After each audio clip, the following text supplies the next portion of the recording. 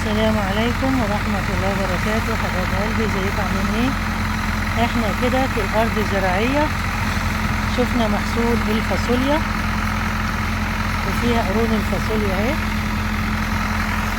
وفي هنا لسه الزهور لسه يعني هتطلع قرون. هنا هو برضو قرون فاصوليا،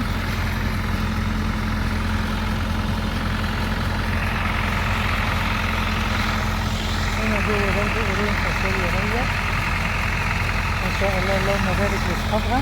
هنا فاصوليا هي، حبيت اصورها لكم.